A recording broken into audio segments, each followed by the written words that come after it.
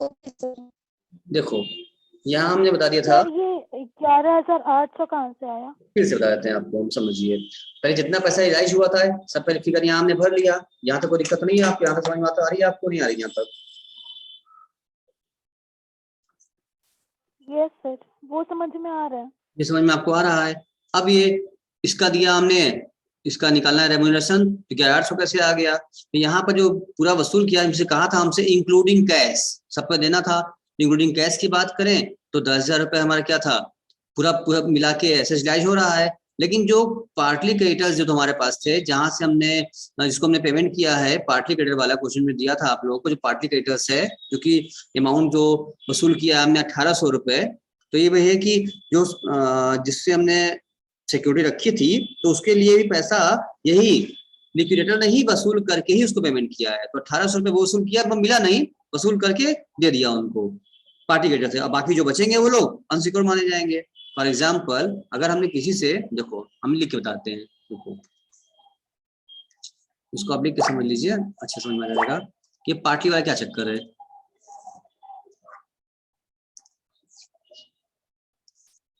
अगर हम लोग पार्टली सिक्योर्ड क्रेडिटर की बात करें, दो होता है क्रेडिटर्स, एक फुल्ली सिक्योर्ड एक पार्टली सिक्योर्ड है। चलो अच्छा रुको, हम पूरा ही चार्ट में समझा देते हैं, पूरा बना लो तो समझा देते हैं, ठीक है ना। देखो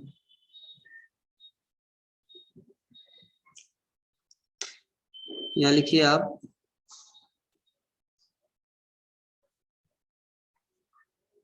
सिक्योरिटी लिखिए, ये दो टाइप की होगी, एक फुल्ली सिक्योर्ड,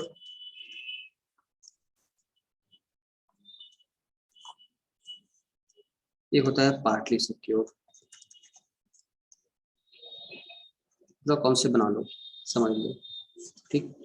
फुल्ली सिक्योर्ड में क्या होता है हमारा, ऐसा मतलब कि इसमें एग्जांपल लो कि अगर हमने लोन लिया हुआ है, हमारा लोन का जो अमाउंट है, मान लो लोन लिया हमने 5 लाख का, और जो हमने उसके पीछे सिक्योरिटी रखी है, मतलब कि जो मॉर्गेज कराया है, सिक्योरिटी पेपर रखा है, तो सिक्योरिटी की जो वैल्यू आ रही है वो आ रही है 8 लाख, और उसकी बुक वैल्यू क्या थी, सिक्योरिटी की हमारी जो बुक वैल्यू थी वो 10 लाख रुपए थी। मतलब ये कि 10 लाख रुपए की वैल्यू का, मान लो कोई सोना चांदी गोल्ड कुछ भी हमने रखा था यहाँ पर, गोल्ड 10 लाख रुपए की वैल्यू रखा था गोल्ड, लेकिन उसके जब मार्केट बेचने गए तो आज उसकी वैल्यू क्या है, 8 लाख रुपए है। तो 10 लाख रुपए हमने बुक वैल्यू का सामान रख करके हमने क्या किया, लोन लिया था, 10 लाख रुपए का सामान रखा, सिक्योरिटी रखी, और 5 लाख रुपए का लोन हमने ले लिया। इसका मतलब जो लोन दिया है हमको वो तो फुल्ली सिक्योर्ड हो गया भैया। जो इसने हमको लोन दिया है वो लोन वाला आदमी क्या बन गया हमारे लिए, वो तो हमारे लिए फुल्ली सिक्योर्ड है, उससे कोई दिक्कत नहीं है। क्योंकि उसने क्या किया है, जो लोन दिया उसने 5 लाख रुपए और रखा है मेरा सिक्योरिटी 10 लाख रुपए का, तो सिक्योर्ड है वो। जब उसको बेचा भी तो उसको 8 लाख मिल गया। तो ऐसे केस में क्या होता है, आप तो जो लोन लेगा वो जो फुल्ली सिक्योर्ड वाला आदमी होगा, जिसने लोन दिया है हमको, यहाँ से लोन लिया हमने, तो 5 लाख रुपए उसका लोन था, 8 लाख रुपए सिक्योरिटी रखे थे उसके पास, तो सेल करेगा और 3 लाख रुपए उसका एक्स्ट्रा बच्चा अपना 5 लाख काट लेगा, 5 लाख काटे इसका बच गया, इसको कहते हैं सरप्लस। ये सरप्लस है जिसको हम कहाँ दिखाते हैं, इस सरप्लस को हम दिखाते हैं रिसीव कॉलम में ना। रिसीव कॉलम शो कर देंगे, ये डिफरेंस अमाउंट, ये 3 लाख अमाउंट जो जाएगा ये हमारे कहाँ जाएगा, रिसीव वाले में। क्योंकि भाई 8 लाख में ऐसे रखा सिक्योरिटी, 5 लाख उसका लोन था, और 5 लाख अपना काट करके 3 लाख जो बचा हमको वापस करेगा। ये होता है फुली सिक्योर सिस्टम। अब आओ बात करते हैं पार्टली वाले में। सर पार्टली में क्या होता है, पार्टली में एग्जांपल अगर तुम लो, अगर इसमें कह सकते हैं, इसका एग्जांपल समझा डाटा से। अगर यहाँ पर लोन का अमाउंट, लोन हमने लिया है किसी बैंक से या कहीं से भी, लोन अमाउंट लिया हमने यहाँ पर भी 5 लाख रुपए अगर, और यहाँ पर जो सिक्योरिटी रखा है हमने, जो मॉर्गेज कराया है, सिक्योरिटी का बुक वैल्यू जो है वो मान लिया 6 लाख है, लेकिन उसकी जो रिलाइज वैल्यू हो पाई है, जो उसकी सिक्योरिटी की जो है रिलाइज होगा, वो हमारा होगा रिलाइज वैल्यू कर दो अगर, तो 4 लाख से मिला। इसका मतलब उसने 5 लाख रुपए दिया था और सिक्योरिटी से क्या मिला, 4 लाख ही मिला उसको।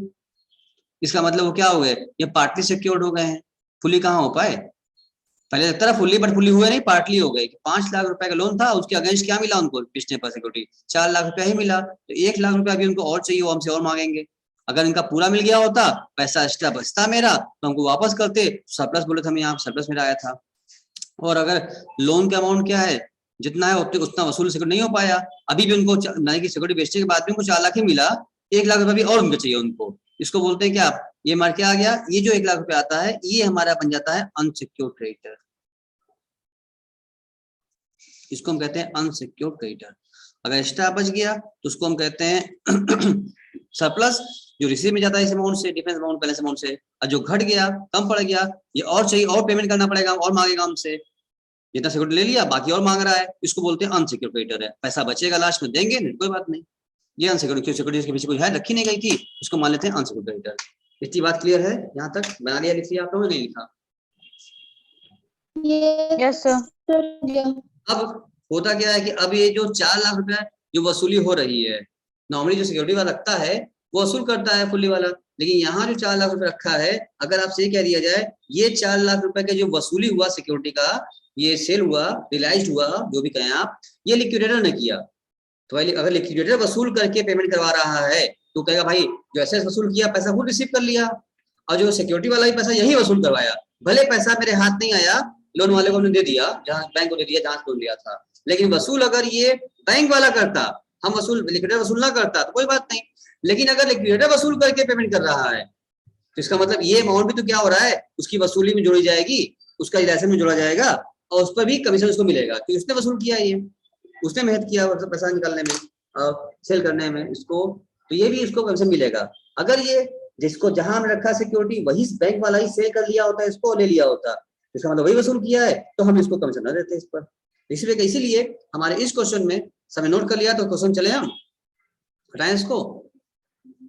Yes sir. तो आप फुली पार्टी दोनों का कॉन्सेप्ट भी आज बन गया आपका, ये वाला भी बना दिया हमने आपका, ठीक है। क्वेश्चन में आपको दिक्कत बिल्कुल ना है। अब वापस क्वेश्चन पर आइए। यहाँ भी क्वेश्चन में आपसे ये कहा था कि जो आपने लोन अमाउंट लेते ऊपर क्वेश्चन में आओ, यहाँ पार्टली की बात उसमें किया था। कहाँ पार्टली की बात किया था, बताओ जरा जिसको पार्टली क्रेडिट कहाँ दिया था?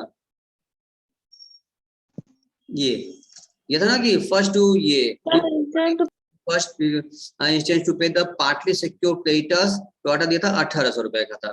तो आप चेक करिए पार्टली सिक्योर क्रेडिटर्स कितने के थे आपके ऊपर, आइए वो दिया था आपको पार्टली सिक्योर क्रेडिटर, ये दिया था 2918 वह दिया है। 2918 का आपका पार्टी सिक्योर क्रेडिटर्स थे, और जिसमें कहा था लीजल प्रॉपर्टी बेच करके उनको देना था, और ये प्लॉट बेसिस पर लीजल प्रॉपर्टी बिकी कितने में, 1800 में बिकी है। तो ये माना जा रहा है कि लीजल प्रॉपर्टी जो पे करना था ना, फर्स्ट इंस्टेंस टू पे पार्टी क्रेडिटर, तो पे करना पड़ा है, तो यही वसूल किए होंगे क्रेडिटर, इसको 1800 वसूल करके तब पेमेंट किए होंगे। तो ये 1800 वसूल पैसा मेरे हाथ नहीं आया, वसूल करके पेमेंट कर दिए सिक्योर क्रेडिटर वाले को, पार्टी वाले को, लेकिन 1800 वसूल तो किए ना। तो कुल अगर देखा जाए तो इन्होंने कैश को इंक्लूड करते हुए 10,000 वसूल किया था, और 1800 वो वसूल किया जो पेमेंट किया है, तो मिला दिया तो कितना हो गया, 11,800 तो हो गया।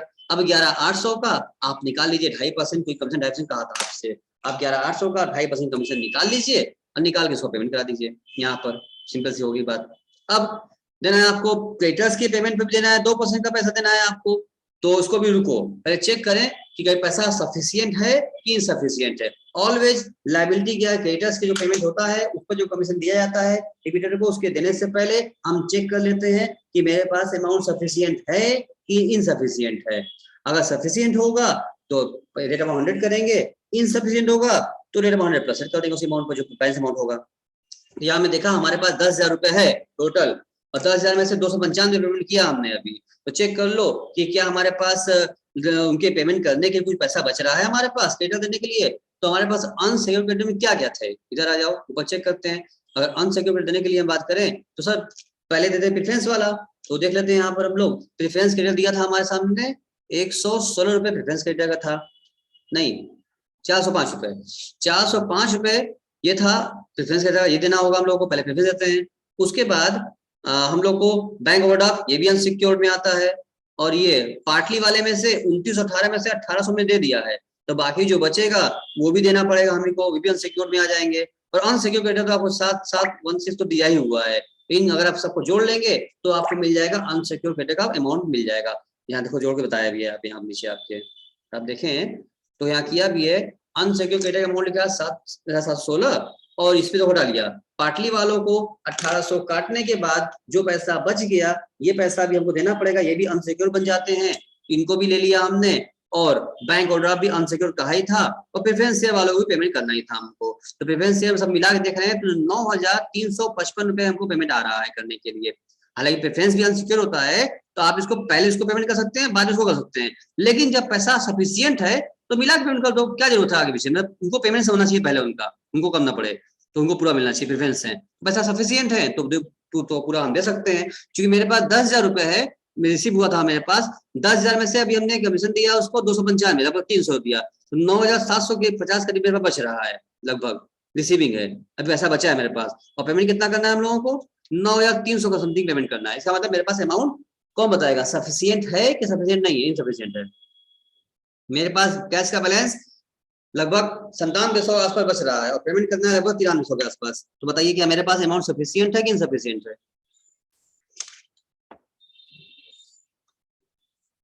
आप कोई बोल नहीं रहा। सफिशिएंट है,